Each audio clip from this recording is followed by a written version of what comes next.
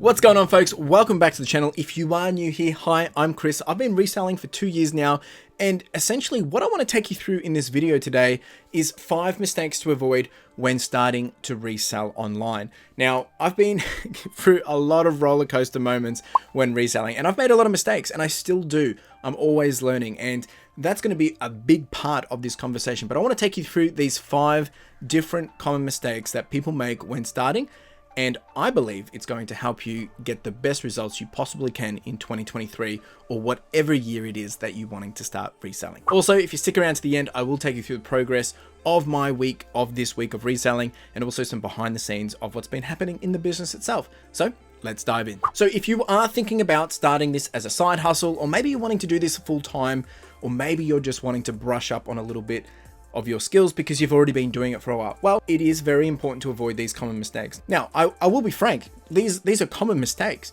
but I don't want to assume that everyone has heard of these. And maybe if you have heard of these all before, drop down in the comments below as we go through these.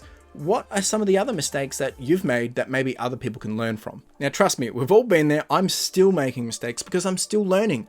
I'm still in the early parts of my reselling journey, but I've also taken a lot of learnings along the way, and I want to give them back to you. Mistake number 1, focusing on others and their progress and their sales and their highlights. You're starting out, or maybe you've been going for a while, or maybe you've been doing 2 years like me, or maybe even further along.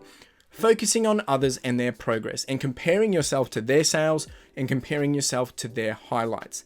Now, I want to be frank, I share my progress here every week. I'm not here to show you, look at me compared to you, but look at me compared to what I did last week, or look at me compared to what I did the previous month.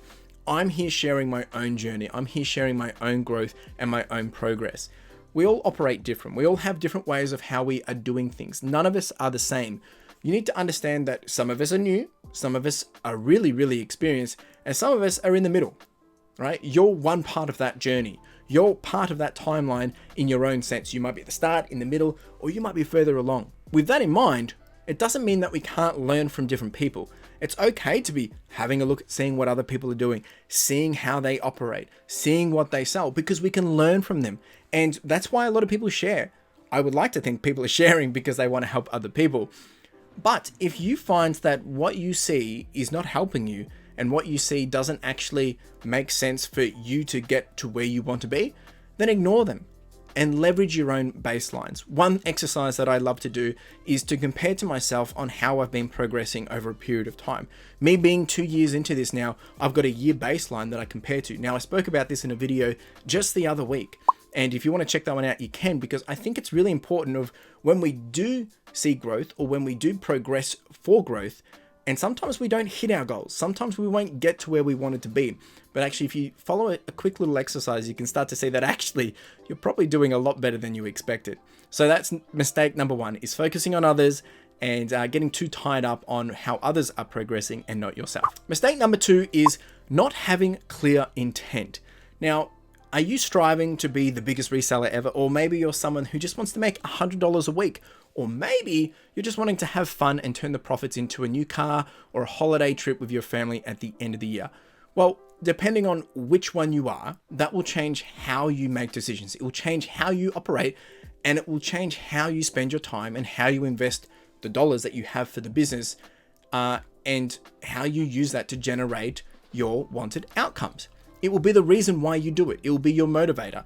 And this should be your compass and remind you of why you do it, right? When things aren't looking as chummy as some of your best weeks ever, you need to reflect on why you're doing this. What is your intent? What is your goal?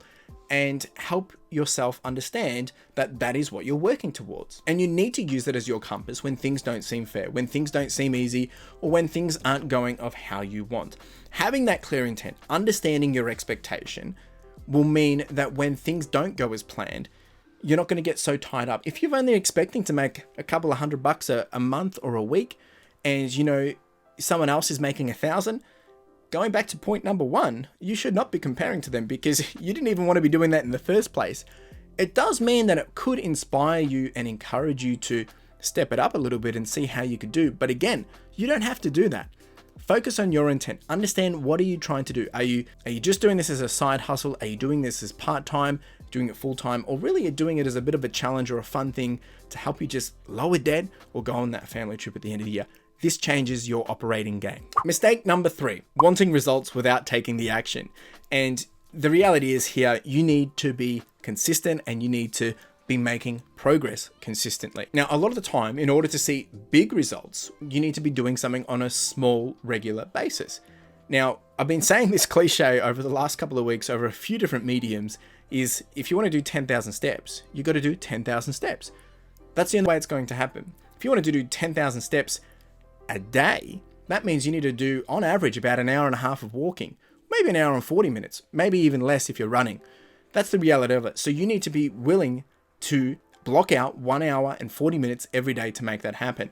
Now, if you wanted to do 10,000 steps as a total every week, well, you break it down with how many steps you need to do every day to get that done. What I'm trying to say here is you need to create a process. You need to create a routine. You need to create a workflow that enables you and works for you to get to where you want to be. Break it down. If you want to do $10,000 in revenue or $10,000 in profit this year, because that's your family trip that you're paying for, or that's the debt you're trying to, get out of the way, or maybe that's just your goal that you have. Well, $10,000 a year is about $834 a month, or it's about $27.40 a day. You want $100,000? You got to 10x that. That's the reality of it. Once you understand that, what you want and how is it going to look like in order to get there on a regular basis, how do you now make sure that you build something to make that possible? You can't make money if you don't have items to list. So you need to spend time to go out, source items. You need to spend time to go photo items. You need to spend time to go list items. And then you need to spend time to go deliver, post those items. That's the reality of it. Again, you want results, you got to take the action and you got to take the work that is involved to make that happen. Mistake number 4 is avoiding your strengths and missing out on your unfair advantages. Now, this one is very, very interesting. And I've done a couple of videos on this here and on my podcast as well. My biggest suggestion that you can do when starting out, or if you're starting fresh or just wanting to brush up on some things, is focus on your quickest wins, right? We all have unfair advantages. We all have knowledge. We all have different skills and different strengths that other people do not have. So your quickest wins, if you're starting out, or maybe you're just needing to brush up on some skills or brush up on your reselling, is have a look around at home. What can you be selling that is no cost to the business that you might have purchased years ago, or someone else wanting to clear out? What are some of the items from home that you can just take right now and start listing and just start getting into that groove? Make it easy for yourself. What about leveraging some of your own knowledge of what you know how to sell, right? Meaning, if you collect Pokemon cards, if you collect action figures, if you collect DVDs, if you collect video games, if you collect plushies, if you collect earrings, if you collect, movie memorabilia, what do you collect? You start working on how can you take that information, that knowledge, and leverage it. So you would know how much you would pay for these things. Therefore, if you find them on Facebook Marketplace, you know how much you can buy them for and how much you can sell them for. Leverage that knowledge. If you know how to repair computers, if you know how to repair electronics, get people's stuff that they're throwing out, fix it, and then sell it. Understand what you bring to the table that other people don't, that other sellers don't. You need to build that confidence and adapt with it and then pivot. And as you do that, you can start to explore other avenues because you've got the confidence, you've got the consistency. Now, this will apply whether you're starting out fresh, if you've been doing reselling for a while as well, because a lot of the time we sometimes just need fresh perspective. We just need to spice things up a little bit. And every year I do a bit of a color around home and see other things that I'm not using anymore, or family members that are wanting to get rid of, and I can inject that straight into the business and just get some things moving. And it means I don't have to go outsourcing as well. It's a quick win. You should do it on a regular basis. But the key point here is don't avoid your strengths. Don't avoid your unfair advantages, because those things will set you apart. Now, mistake number 5 is actually almost the same as number 3. Want all the results, but none of the work.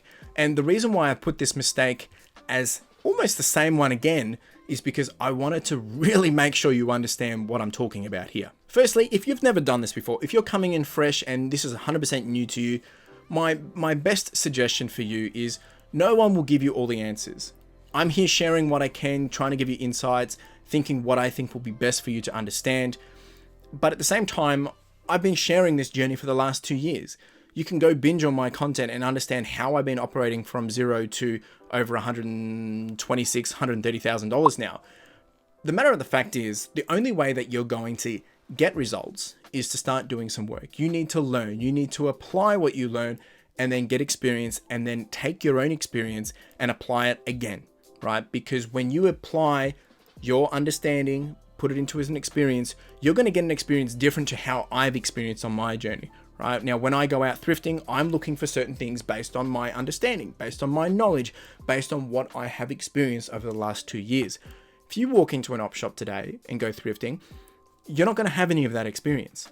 Now, I can tell you, go look for this, go look for that, but the chances of you finding that is going to be very, very low. So you need to work with things that you know. Work with bread and butter items. Work on finding cheap DVDs that you can flip for maybe 20 bucks, right? I'm not saying that that's going to be the best thing for you long term, but to get you started, to get you understanding of how things work, how things operate, what does postage look like, how do I actually sell on eBay? And there's plenty of people doing plenty of videos of how to start selling on eBay.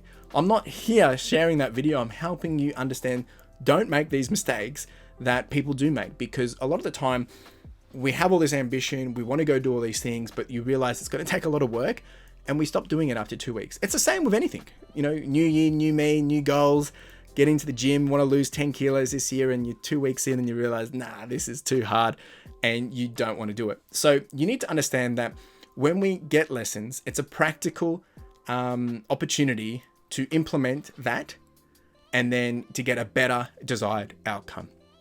If you learn something, if you've learned something today, but you don't actually go apply it, then you're not really learning anything. All you're doing is just hearing information. It's going in one ear and going out the other. Take some information today, see how you can apply it in your own journey and run with it, and then go experience it. And then you can elevate it with your own understanding. And hey, if you can do better than me, that's great. That's even better. That's what I want. Now, a couple of little bonus tips here that I want you to consider. Number one is not paying attention to postage costs. As thrifters, as resellers, as we go into a shop to source, if you find a book, if you find a DVD and you think, oh, this looks good to sell, look it up on eBay, look it up and see what is it selling for. Not how much it's listed for, but how much is it selling for. If you don't know how to do this, here's a video that you can go watch and it'll tell you how to do it. But essentially, you can see how much it sells for. So if that DVD costs you $1 and it's selling for $30, right? You need to understand that the standard postage cost is $9.70 here in Australia for just a small satchel, right? If you're sending it tracked. So if that's going to cost you $1, you can sell it for $30. It's going to cost you $9.70 to send. You're already down $10.70.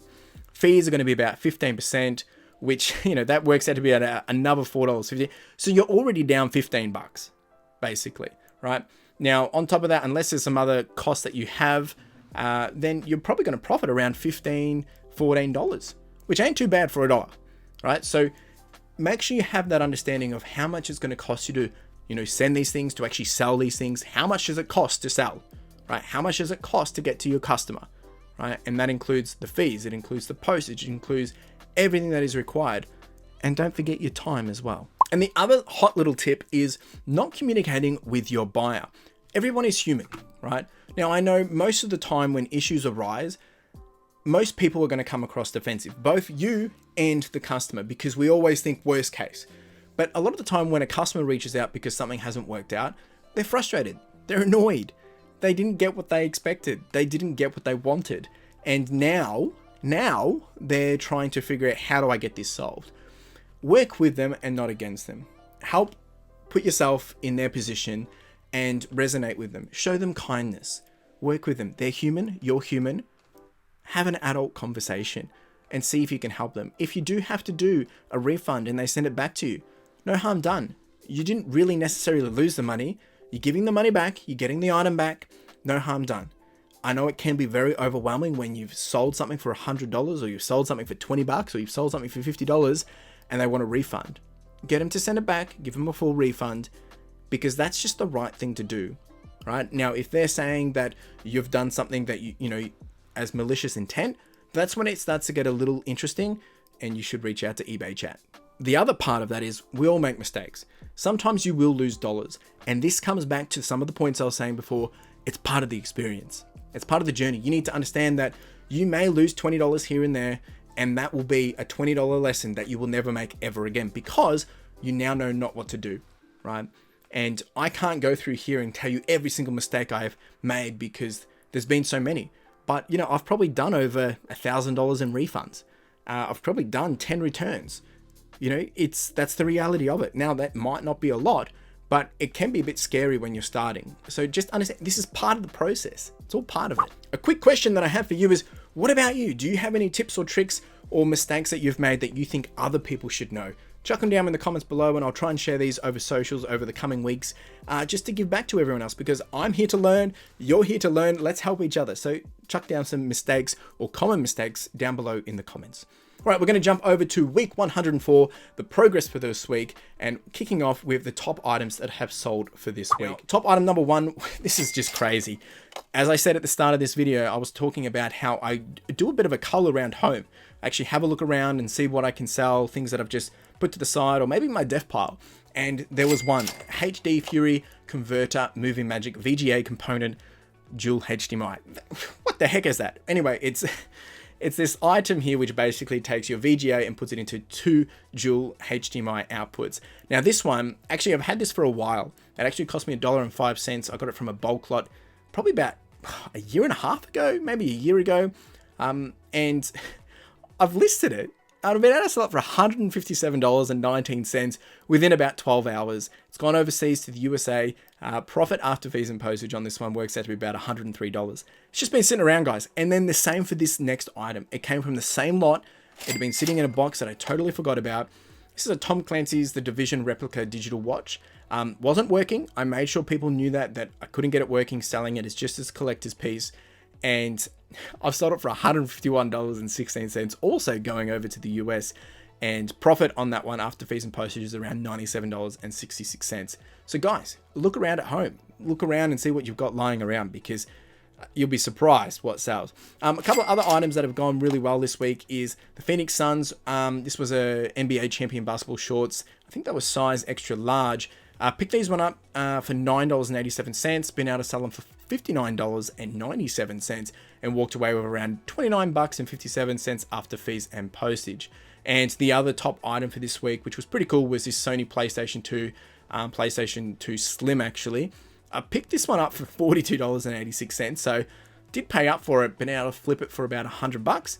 Walked away with $29.60 after fees and postage. Now, at the time of this video, at the time of me actually doing this, it's actually, I don't know if you can see that on my watch, probably not. There we go, 11:15 on Sunday.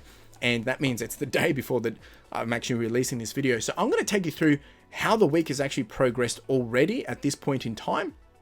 But the reality is I'm probably going to have a few more sales come in by the time. So in terms of what's been selling this week, we've done quite well. We've actually had, wow, we've had 25 DVDs sales this week. We've had 20 book sales, a lot of video games as well, and then a few different things in between, a few clothing pieces as well. But overall, at the time of this video, at 11:16 of me filming, we've actually done over $2,100. We've done over 69 sales, and profit is sitting at around $874 at this point in time. You can see all the other details here. I'll chuck it up on screen. That is how the week has progressed. It's actually been really, really rewarding. We're going to dive into some quick show and tell of just what's been happening through the week behind the scenes. If you've got any question, comments, chuck them down below, and then we'll wrap up the video from there. Howdy team, it is Tuesday, here doing photos, here going to be doing some picking, packing and posting and all that jazz, and I'm halfway through actually doing a whole bunch of shorts. These are all Nike shorts that I got in a big wholesale lot, and I'm halfway through them, and I've already done 16 in about 34 minutes, or maybe it was 15, and just figured I better tell you how this operates and things like that. So essentially I put them all out here, I do quick little spot checks, make sure that I haven't missed anything. I've got my bags here. What I would actually do is then I bring them up over to here, take the pictures, la-di-da-da, front bag, etc, etc, bring them down here and get measurements, and also get for instance like tagging and things like that, and then I put measurements over here, take a picture of the measurements with the SKU number, and then that is done. That's how we do it. I guess I could show you one as well.